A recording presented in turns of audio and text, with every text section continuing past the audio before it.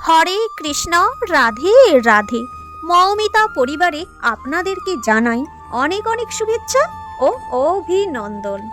আজকের আলোচ্য বিষয়টি হচ্ছে প্রভু জগন্নাথ দেব জেলের বাড়িতে খাবার গ্রহণ করলেন। এই সুন্দর কাহিনীটি আপনারা শ্রবণ করতে চলেছেন। শ্রোতা বন্ধুরা, আজকের এই ভিডিওটি আপনারা প্রথম থেকে শেষ পর্যন্ত মনোযোগ সহকারে শ্রবণ করুন, আপনাদের কিন্তু অনেক ভালো লাগবে। তাহলে চলুন বন্ধুরা, শুরু করা যাক জগন্নাথ দেবের এই সুন্দর কাহিনীটি। জগন্নাথ পুরী থেকে 30 কিলোমিটার দূরে পিপলি নামে একটি গ্রাম ছিল। সেখানে এক সময় রঘুবিহারা নামে এক জেলে তার মা বাবা ও তার অনুগত স্ত্রীকে নিয়ে জীবনযাপন করত। এইভাবে জীবন অতিবাহিত করতে করতে একবার তার সাধুর সঙ্গে ভাগবত কথা শোনার সুযোগ হলো। সাধুর সঙ্গ প্রভাবে অনুপ্রাণিত হয়ে তিনি মালাও গ্রহণ করলেন এবং নিয়মিত ভগবানের দিব্য নাম জপ করতে শুরু করলেন। ভাগবত কথা শ্রবণ করার পর তিনি উপলব্ধি করলেন তার এই মৎস্য হত্যা কর্ম কত পাপময় কর্ম।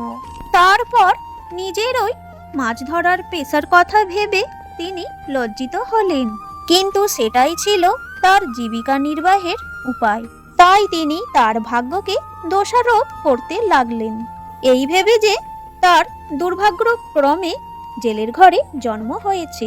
এবং এই ভেবে তিনি উদ্বিগ্ন হয়ে উপলব্ধি করলেন যে তাকে এই জীব হত্যা পাপকর্মের জন্য নরকেই যেতে হবে।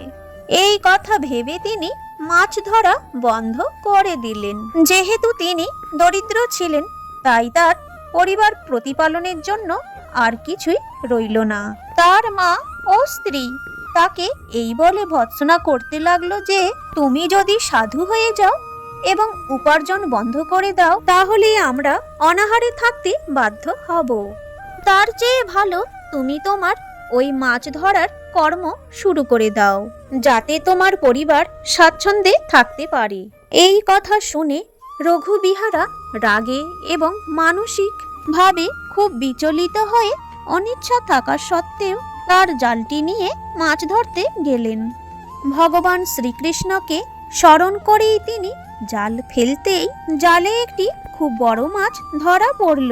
রঘু তখন মনে মনে চিন্তা করলেন, আমি কেমন করে এই মাছটিকে হত্যা করব? মৎস্য অবতারে ভগবান শঙ্খাসুর নামকর রাক্ষসকে হত্যা করেছিলেন।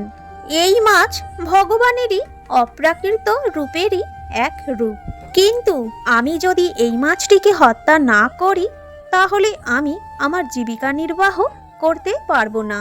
আমার স্ত্রী আমাকে বাড়ি থেকে তাড়িয়ে দেবে এবং খেতেও দেবে না। এই রকম চিন্তা করে তিনি কাঁদতে শুরু করলেন এবং মাছটিকে মাটিতে রেখে বললেন, হে মৎস্যরূপী ভগবান, দয়া করে শোনো। তুমি আমাকে একটি জেলের ঘরে জন্ম দিয়েছ। আমার কর্তব্য হচ্ছে তোমাকে নিধন করা, কিন্তু আমি কিভাবে এই পেশা ত্যাগ করব? আর আমি যদি তোমাকে হত্যা না করি, তাহলে আমি কিছুই আহারও করতে পারবো না। এই বলে রঘু মাছটিকে হত্যা করতে উদ্যত হলেন। যখন তিনি মাছটিকে চেপে ধরেছিলেন, তখন মাছটি কাঁদতে কাঁদতে ভগবান জগন্নাথ দেবের নাম উচ্চারণ করে বলল, হে জগন্নাথ, দয়া করে আমাকে রক্ষা করো। মাছটিকে কথা বলতে দেখে রঘু অনেক বিস্মিত হলেন। একটি মাছের মুখ থেকে ভগবান জগন্নাথ দেবের পবিত্র নাম শুনে তিনি খুব খুশি হলেন এবং মহানন্দে মাছটিকে নিয়ে তিনি জঙ্গলে গেলেন। সেই জঙ্গলে তিনি একটি নদী দেখতে পেলেন, যেখানে তিনি একটি গর্ত করলেন। তারপর সেই ছোট্ট নদী থেকে জল নিয়ে সেই গর্তটি ভর্তি করে তার মধ্যে মাছটিকে ছেড়ে দিলেন। তারপর মাছটির পাশে বসে এই রকম ইচ্ছা প্রকাশ করলেন যে এই মাছ যার দিব্য নাম উচ্চারণ করেছে, সেই ভগবান জগন্নাথ দেবকে আমি দেখতে চাই। যদি সেই প্রভু জগন্নাথ দেব আমাকে দর্শন না দেয়, তাহলে আমি আমার এই দেহ ত্যাগ করব। এই রকম প্রতিজ্ঞা করে রঘু দৃঢ় সংকল্প নিয়ে সেখানেই থেকে গেলেন এবং সর্ব ইন্দ্রিয় সংযম করে তিনি ভগবানের দিব্য নাম জপ করতে লাগলেন। সেখানে এইভাবে তিনি 3 দিন অতিবাহিত করলেন এবং নিরন্তর ভগবান দিব্য নাম জপ করতে করতে প্রেমানন্দে বিভোর হয়ে গেলেন। তিনি এতটাই দিব্য নামে তিনি মত্ত ছিলেন যে তিনি বুঝতেই পারেনি কিভাবে 3টে দিন অতিবাহিত হয়ে গেছে। এদিকে প্রভু জগন্নাথ দেব তার ভক্তের দৃঢ় সংকল্প দেখে প্রীত হয়ে একজন বৃদ্ধ ব্রাহ্মণ বেশে তার সামনে আসলেন এবং রঘুকে বললেন, হে তপস্বী, কেন তুমি এই ধরনের তপস্যায় নিয়োজিত হলেন? তোমার জাতি কি? তুমি কোন সম্প্রদায়ের মানুষ? তোমার কি বাস করার মতো কোনো গৃহ নেই? এখানে একাকী বসে তুমি কি পরিকল্পনা করছো? আমাকে তুমি সবকিছুই বলতে পারো। রঘু উত্তর দিলেন, আমি জাতিতে একজন জেলে। আমার জীবিকা নির্বাহের জন্য মাছ ধরি। যখন আমি মাছটিকে ধরেছিলাম এবং হত্যা করতেও গিয়েছিলাম, তখন ওই মাছটি প্রভু জগন্নাথ দেবের নাম উচ্চারণ করেছিল। আমি অবাক হয়ে ওই মাছটিকে এখানে নিয়ে এসেছি এবং ভগবান জগন্নাথ দেবের দর্শন পাওয়ার চেষ্টা করছি, যার দিব্য নাম এই মাছটি উচ্চারণ করেছিল। আমি কেবল সেই জগন্নাথ দেবের দর্শন পাওয়ার পরই গৃহে ফিরে যাব, অন্যথায় আমি আমার দেহ এখানেই ত্যাগ করব। এরপর রঘু বললেন, এখন আমি আমার মনের কথা আপনার কাছে ব্যক্ত করেছি। যতক্ষণে আপনি এখানে আমার কাছে থাকবে, ততক্ষণ আমার তপস্যায় বিঘ্ন ঘটবে। দয়া করে আপনি এই স্থান ত্যাগ করে চলে যান এবং দয়া করে আপনি আমার প্রভুর ভজন করতে দিন। এই বলে রঘু আবার জগন্নাথ দেবের দিব্য নাম জপ করতে শুরু করলেন। রঘুর সামনে আবির্ভূত ব্রাহ্মণ বেশী ভগবান বললেন, মাছটি কথা বলতে পারে, আমি এটা বিশ্বাস করি না। যদি তুমি এই মাছটিকে কথা বলতে শুনে থাকো, তাহলে এটি তোমার বিভ্রম ছাড়া কিছুই নয়। তুমি কেমন করেই চিন্তা করছো যে ভগবান তোমায় দর্শন দেবেন? তুমি এখানে বৃথায় বসে আছো এবং অযথা এখানে তোমার মূল্যবান সময় অপচয় করছো। তার চেয়ে ভালো তুমি তোমার গৃহে ফিরে যাও এবং এই বৃথা তপস্যার কথা ভুলে যাও, যাতে কখনোই ফল উৎপন্ন হবে না। ব্রাহ্মণের এই কথা শুনে রঘু খুব বিচলিত বোধ করলেন এবং বললেন, হ্যাঁ, আপনি যা বলেছেন তা সত্যি হলেও কিন্তু যতক্ষণ না আমার প্রভু জগন্নাথ আমাকে দর্শন দিচ্ছে, ততক্ষণ আমি আমার গৃহে ফিরে যেতে পারবো না। এটাই আমার সিদ্ধান্ত। হয় আমি প্রভুর দর্শন লাভ করব, না হয় আমি আমার এই দেহ ত্যাগ করব। ইতিমধ্যেই আমি আমার জীবন তাকে উৎসর্গ করেছি। আমি মৃত্যু ভয়ে ভীত নই। এই দারু ব্রহ্ম জগন্নাথ দেব তার দীনবন্ধু নাম গ্রহণ করেছেন। তার মন্দিরে যে পতাকা উঠছে সেই পতাকার নাম হলো পতিত পাবন। তার হাতে যে চক্রটি রয়েছে সে তার ভক্তকে বিপদ থেকে রক্ষা করার জন্য। তাই তার প্রতি আমার পূর্ণ বিশ্বাস রয়েছে। আমি সম্পূর্ণরূপে তার উপর নির্ভরশীল। আমি দৃঢ়ভাবে বিশ্বাস করি যে তিনি তার ভক্তকে একবার হলেও দর্শন দেবেন। আর যদি তা না ঘটে, তাহলে আমি আমার এই দেহ ত্যাগ করাই সমীচীন হবে। যাই হোক ব্রাহ্মণ, আপনার পাদপদ্মে আমার শতকোটি প্রণাম। কৃপা করে আমাকে আপনার আশীর্বাদ প্রদান করুন এবং আপনার নিজের পথে এগিয়ে যান। অযথা বিলম্ব হচ্ছে, আমি আমার ভজন করে যেতে চাই। রঘুবিহারার কাছ থেকে এই সব কথা শুনে ব্রাহ্মণের ছদ্মবেশী শ্রী জগন্নাথ দেব চিন্তা করলেন, আমি যদি এখানে নিজেকে প্রকাশ না করি, কোনো সন্দেহ নেই এই দরিদ্র জেলে ভক্তটি তার দেহ ত্যাগ করবে, কারণ তার নিজ জীবনের প্রতি কোনো আসক্তি নেই। এই কথা শুনে শ্রী জগন্নাথ দেব রঘুকে বললেন, আমি মাছের মুখ থেকে তোমাকে জগন্নাথ ধ্বনি শোনাতে চেয়েছিলাম। আমি সেই জগন্নাথ নারায়ণ ও জগদীশ্বর। আমি তোমাকে কৃপা করতে এসেছি। তোমার যেমন অভিলাষ তেমনি তুমি যে কোনো বর চাইতে পারো। অভিভূত হয়ে রঘুবিহারা বলল, আমি আর কি বর চাইতে পারি প্রভু? আপনার অশেষ কৃপার ফলে আপনি নিজেই আমার সামনে এসেছেন। আপনি যদি আমার প্রভু হন, তাহলে কৃপা করে আমার সামনে আপনার স্বরূপ প্রকাশ করুন। আপনার সেই অপ্রাকৃত রূপ দেখার জন্য আমি অধীর আগ্রহে অপেক্ষা করছি। আপনার সেই জগন্নাথ রূপ দর্শন করে আমি জন্ম মৃত্যুর চক্রকে অতিক্রম করতে চাই। ভক্তের কাছ থেকে এই কথা শুনে তৎক্ষণাৎ জগন্নাথ দেব শ্রী নারায়ণের স্বরূপে চতুর্ভুজ রূপে তার সামনে প্রকটিত হলেন। রঘু বিস্ময়ে আনন্দিত হয়ে প্রভুর সেই শঙ্খ চক্র গদা পদ্র দিব্যরূপ দর্শন করলেন। পীত বস্ত্র অনিন্দ সুন্দর প্রভু নারায়ণ তার খুবই দিব্য আকর্ষণীয় রূপে শোভা পাচ্ছিলেন। রঘু তৎক্ষণাৎ প্রভুর চরণ কমলে ষষ্ঠাঙ্গে প্রণাম করে বললেন, হে প্রভু, আমি আর আপনার কাছ থেকে কি বর চাইব? আপনার যে চরণ কমল ব্রহ্মা বিষ্ণু মহেশ্বর দ্বারা পূজিত হয়, সেই চরণ কমল আজ আমার সামনে আবির্ভূত। এটাই হচ্ছে আপনার মহানুভবতা বা উদারতা। আপনার একান্তই যদি কোনো বরদানের অভিলাষ থাকে, তাহলেই আমাকে এই কৃপা করুন যে আমাকে যেন পরিবারের প্রতিপালনের জন্য জেলের কর্ম করে মৎস্য হত্যা না করতে হয়। আমি যেন আপনার দিব্য নাম জপ করতে করতে এই দেহ ত্যাগ করতে পারি, এবং যখনই আপনাকে স্মরণ করব আমি যেন আপনাকে দর্শন করতে পারি। এ কথা শুনে প্রভু নারায়ণ বললেন, তথাস্তু, তুমি যা চাও তাই হবে। এরপরে শ্রী নারায়ণ ওইখান থেকে অদৃশ্য হয়ে বৈকুণ্ঠে ফিরে গেলেন। ওইদিকে রঘুবিহারা মহানন্দে গৃহে ফিরে এলেন। হাততালি দিয়ে প্রভুর দিব্য নাম করতে করতে তার নয়ন দিয়ে অশ্রুধারা ঝরতে লাগলো। এইদিকে 3 দিন ধরে যেহেতু রঘুবিহারা গৃহে ফিরে আসেনি, সেই জন্য তার পরিবারের সদস্যজন খুবই চিন্তিত হয়ে পড়েছিল। তারা কোনো অশুভ সংবাদ শোনার আশঙ্কা ভয়ে কাঁদছিল। রঘু যখন গ্রামে ফিরে এলেন, তারা ভাবল যে সে হয়তো উন্মাদ হয়ে গিয়েছে। তার এই সব নাম কীর্তন ভণ্ডামি। আসলে কাজ করার ভয়ে হয়তো সে কোথাও লুকিয়েছিল। শিশু বয়স থেকে সে ছিল খুবই অলস। এখন সে গৃহে ফিরে এসেছে তার স্ত্রী ও মাকে ভয় দেখানোর জন্য। এই রকম চিন্তা ভাবনা করে কিছু গ্রামের মানুষ তাকে বিদ্রূপ করতে লাগলো। কিন্তু যখন তার পরিবারের সদস্যগণ তাকে দেখতে পেল, তারা দেখে খুবই আনন্দিত হলো। তারা রঘুকে গৃহে স্বাগত জানালেন এবং তাকে খেতে দিলেন। তারপর থেকেই রঘু সব সময় নারায়ণের দিব্য নাম জপ করতে থাকলেন এবং মালা ও তিলক পরতেন। যখন ভগবানের দিব্য নাম জপ করতে করতে গ্রামের পথ দিয়ে যেতেন, গ্রামের লোক খুশি হয়ে তাকে চাল, ডাল, শাক সবজি এবং অনেক আরো কিছু দিয়েই সাহায্য করত, যাতে সে তার পরিবার প্রতিপালন করতে পারে।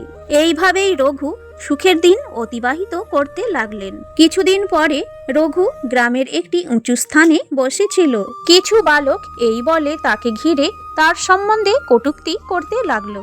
এই লোকটি কর্ম করে নিজের পরিবারের ভরণ পোষণ করতে পারে না, সেই জন্যই ভণ্ডামি করে সাধুর পোশাক পরেছে। সে এই ধরনের সাধু বেশ ধারণ করেছে যাতে ভিক্ষা করে জীবিকা নির্বাহ করতে পারে। এই বলে তাকে বিদ্রূপ করছিল, উপহাস করছিল এবং গালাগালি দিচ্ছিল। তার সাথে নোংরা নোংরা কথা নিক্ষেপ করছিল। কেউ আবার তার জপমালাটি ছিনিয়ে নিচ্ছিল। গ্রামের ছেলেদের এই রকম ব্যবহার দেখে রঘু গৃহে ফিরে আসছিলেন। হঠাৎ করে একজন বালক একটি কাঁটা গাছের ডাল দিয়ে তার উঁড়ুতে আঘাত করেছিল। কাঁটা গাছের আঘাতে রঘুর রক্তপাত হতে শুরু করলো এবং তিনি বললেন, আমি তোমাদের কাছে কি অপরাধ করেছি যে তোমরা আমাকে এইভাবে শাস্তি দিচ্ছ? ভগবান এর বিচার করবেন। তোমার অবস্থা দেখে যেন তোমার পিতামাতাকে কাঁদতে হয়। বালকটিকে এইভাবে অভিশাপ দিয়ে তিনি চলতে শুরু করলেন। ঠিক কয়েক মিনিট পরেই বালকটির মৃত্যু হলো। যখন বন্ধুরা দেখলো যে বালকটি প্রাণ ত্যাগ করেছে, তখন তারা তার পিতামাতার কাছে গিয়ে সবকিছু বলল। যখন বালকটির পিতামাতা সেই স্থানে আসলো, তখন দেখলো সত্যিই রঘুবিহারার অভিশাপে তাদের পুত্রের মৃত্যু হয়েছে। তারা শিশুর দেহটিকে তুলে নিয়ে রঘুবিহারার কাছে এলো এবং তার চরণে শুইয়ে দিয়ে তাকে বিনীতভাবে অনুরোধ করলো, তুমি যেহেতু সাধু, তাই তুমি সকল জীবের আশ্রয়স্থল। তাহলে তুমি কেন আমার পুত্রকে শাস্তি দিয়েছ? যদি আমাদের ছেলে তোমার কাছে কোনো অপরাধ করে থাকে তাহলে আমাদের শাস্তি দিন। এ আমাদের একমাত্র পুত্র, দয়া করে আমাদের পুত্রের জীবন ফিরিয়ে দাও। এই বলে তারা রঘুবিহারার চরণে পতিত হলো। কিন্তু রঘুবিহারা তাদের কাছে হাত জোড়ো করে বললেন, আমার যদি কোনো দোষ থাকে তাহলে আমাকে শাস্তি দিন। এই বালকটির যদি কিছু ঘটে থাকে তাহলে সব ভগবানের ইচ্ছাই ঘটেছে। তার অপরাধমূলক স্বভাবের জন্য প্রভু তাকে দণ্ডদান করেছেন। তার জীবন ফিরিয়ে দেবার আমি কে? প্রভু যদি চান যে এই বালকটি বেঁচে থাকুক তাহলে প্রভুর ইচ্ছাই সম্পূর্ণ হবে। আপনারা ভগবানের কাছে তার দিব্য নাম কীর্তন করুন এবং আমাদের পুত্রের প্রাণ ফিরিয়ে দেওয়ার জন্য ভগবানের কাছে প্রার্থনা করুন, তিনিই সব করবেন। রঘুর উপদেশ অনুসারে সকলেই ভগবানের দিব্য নাম করতে লাগলো। এক সময় বালকটি যেন গভীর নিদ্রা থেকে জেগে উঠল। এইবারে সেই বালক তার পিতামাতা সকলেই রঘুর চরণে পতিত হলো এবং তার কাছে ক্ষমা ভিক্ষা চাইল। প্রত্যেকেই এই অলৌকিক ঘটনা দেখে বিস্মিত হলো এবং রঘুকে তারা মহান সাধু ভেবে তার চরণ পূজা করতে লাগলো। তারপরে তারা নিজ নিজ গৃহে ফিরে গেল এবং রঘুও তার গৃহে ফিরে গেলেন। তারপরে জগন্নাথ দেবের ভক্তিমূলক সেবায় নিযুক্ত হলেন। একদিন রঘু অত্যন্ত প্রীতি সহকারে খাদ্য প্রস্তুত করে ভগবানকে নিবেদন করার জন্য ধ্যানে বসলেন। তৎক্ষণাৎ প্রভু জগন্নাথ দেব উপলব্ধি করলেন যে তার ভক্ত তাকে ভোগ নিবেদন করার জন্য অনুরোধ করছে। রঘুর গভীর ভক্তিতে আকৃষ্ট হয়ে প্রভু জগন্নাথ দেব রঘুর কাছে আবির্ভূত হলেন। আনন্দে রঘু প্রভুকে একটি সুখময় আসন প্রদান করলেন এবং স্বহস্তে তাকে ভজন করাতে লাগলেন। নিজ হস্তে তিনি জগন্নাথ প্রভুর দিকে খাদ্য তুলে দিতে লাগলেন। জগন্নাথ দেব তার ভক্তের হাত থেকে ভজন করার আনন্দ উপভোগ করতে লাগলেন। ঠিক সেই সময় উড়িষ্যার রাজা পুরীর মন্দিরে প্রভু জগন্নাথ দেবকে বহু ধরনের খাদ্য সামগ্রী নিবেদন করলেন। নিয়ম ছিল মন্দিরে যখন পূজারী ভগবানকে খাদ্য ভোজন করান তখন তার হাতের তালুতে কিছু জল ধারণ করে রাখেন, কারণ প্রভু জগন্নাথ দেব ভোগ গ্রহণ করেছে কিনা নিশ্চিত হয়। তখন যখন পূজারীর হাতের তালুতে থাকা জলে জগন্নাথ দেবের প্রতিবিম্ব দেখা যায়। সেই দিন পূজারী রাজার প্রেরিত খাদ্য সামগ্রী যখন জগন্নাথ দেবকে নিবেদন করছিলেন তখন তার হাতের জলে জগন্নাথ দেবের প্রতিবিম্ব দেখা গেল না। তিনি রাজাকে একথা জানালেন। রাজা শুনে খুবই চিন্তিত হলেন। তিনি তৎক্ষণাৎ মন্দিরে এলেন এবং গরুর স্তম্ভের পিছনে একটি কুশাসনে শয়ন করলেন। ঠিক তখনই প্রভু জগন্নাথ দেব রাজাকে স্বপ্নে দেখা দিয়ে বললেন, কেন তুমি এত দুঃখ পাচ্ছ? আমি এখন পিপলি গ্রামে রঘু নামক এক জেলের গৃহে ভোজন করছি, সেই জন্যই পূজারীর হাতের জলেতে আমার প্রতিবিম্ব পড়েনি। যখন আমার ভক্ত রঘুর গৃহে সেবা সম্পন্ন হবে তখন আমি মন্দিরে এসে খাদ্য সামগ্রী গ্রহণ করব। আমার ভক্তের মনোভাবই আমার কাছে সবকিছু। এই সব মূল্যবান খাদ্য সামগ্রীর উপর আমার কোনো অনুরাগ নেই। তুমি পিপলি গ্রামের আমার ওই ভক্ত রঘুবিহারাকে নিয়ে এসো এবং তাকে এই পুরীধামে স্থান দাও, তখন আমি তোমার দ্বারা খাদ্য সামগ্রী গ্রহণ করব। বিলম্ব করো না। এমন স্বপ্নাদেশ দেখার পর রাজা জেগে উঠলেন এবং তৎক্ষণাৎ তিনি ঘোড়ায় চেপে পিপলি গ্রামের উদ্দেশ্যে রওনা হলেন এবং রঘুবিহারার গৃহদ্বারে তার নাম ধরে ডাকতে শুরু করলেন। কিন্তু সেই সময় রঘুবিহারা ভগবানকে ভোগ নিবেদনের জন্য রত ছিলেন, তাই তিনি রাজার কোনো ডাকেই সাড়া দিচ্ছিলেন না। তখন রাজা রঘুবিহারার গৃহে প্রবেশ করলেন এবং তার প্রবেশ করা মাত্রই তৎক্ষণাৎ প্রভু জগন্নাথ দেব সেই স্থান থেকে অন্তর্ধান হলেন। শ্রী জগন্নাথ দেবকে না দেখতে পেয়ে রঘু হতাশ হয়ে পড়লেন। তিনি কাঁদতে শুরু করলেন এবং ভূমিতে পতিত হয়ে বলতে লাগলেন, হে প্রভু, তুমি কোথায় চলে গেলে? রাজা তখন বিস্মিত হয়ে দেখলেন সেখানে কি ঘটছে এবং তিনি রঘুকে ভূমি থেকে তুলে বুকে আলিঙ্গন করে বললেন, হে রঘু, তুমি ধন্য, তুমি ভগবানের আশীর্বাদ প্রাপ্ত হয়েছ। তুমি তোমার প্রেম ও ভক্তি দ্বারা প্রভু জগন্নাথ দেবকে বশীভূত করেছ। এখন আমি তোমার পবিত্র দর্শন দ্বারা উদ্ধার লাভ করলাম। এরপর রাজা রঘুর হাত ধরে রাজি করালেন এবং তার সপরিবারে একটি সুসজ্জিত হাতির পিঠে চাপিয়ে সসম্মানে পুরীধামে নিয়ে গেলেন। জয় জগন্নাথ। আজকের এই ভিডিওটি এখানেই শেষ হলো। সকলেই ভালো থাকবেন, সুস্থ থাকবেন আর কমেন্ট বক্সে লিখতে কখনোই ভুলবেন না। জয় জগন্নাথ।